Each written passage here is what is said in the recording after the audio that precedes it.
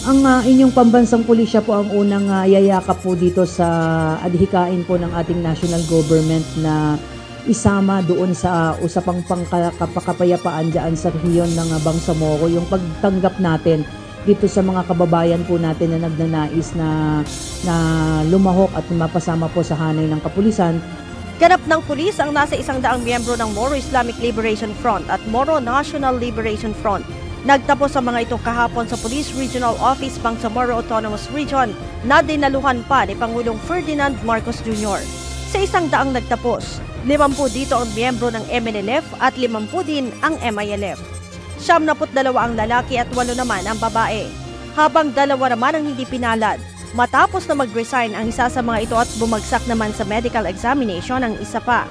Ayon kay PNP Public Information Office Chief Police Colonel Jean Fajardo, ang naturang mga pulis ay isa sa ilalim sa Field Training Program o FTP.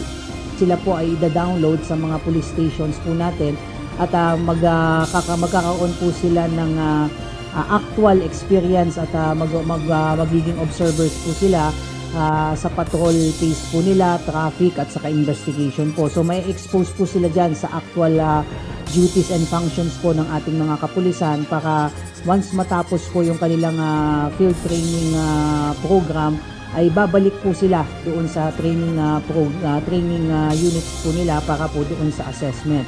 Kapag nakumpleto na nila ang kanilang FTP, huli silang sasanayin. Ito po ay mga 60 days din po nilang training kung saan sila naman po ay may expose dun sa tinatawag po natin ng mga immediate action drills, land navigation, water and search rescue and other experiences doon po sa mga urban and rural operations po ng PNP, kung saan mas lalo pong mahasa yung kanilang skills pagdating po sa mga urban warfare trainings po natin. At pagkatapos po nilang matapos itong FTP at saka yung BISOC, saka po sila ida-download sa mga police station doon din po within the Bangsamoro Autonomous Region. Pinawi naman ng PNP ang agam-agam ng publiko sa pagkakasama sa police force ng mga dating kalaban ng gobyerno. Tiniyak din ng PNP na walang criminal record ang mga napabilang sa police force. Naiintindihan po natin na dati nandun sila sa kabilang bakod na nakikipaglaban po sa gobyerno.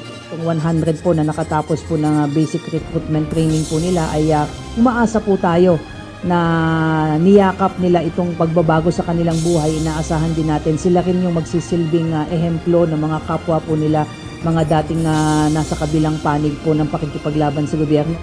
Sinabi pa ni Colonel Fajardo na sa PROBAR lamang maa-assign ang mga pulis para tumulong sa pagpapanatili ng kapayapaan sa Mindanao. Bukod sa 100, mayroon pang 272 na sumasailalim sa training at nakatakdang magtapos sa mga susunod na buwan. Ang pagbibigay ng pagkakataon sa MILF at MNLF na sumali sa police force ay bahagi ng Bangsamoro Organic Law. Leia Ilagan, UNTV, News and Rescue. Diyos ang aming sandigan, serbisyo publiko ang aming pinahahalagahan.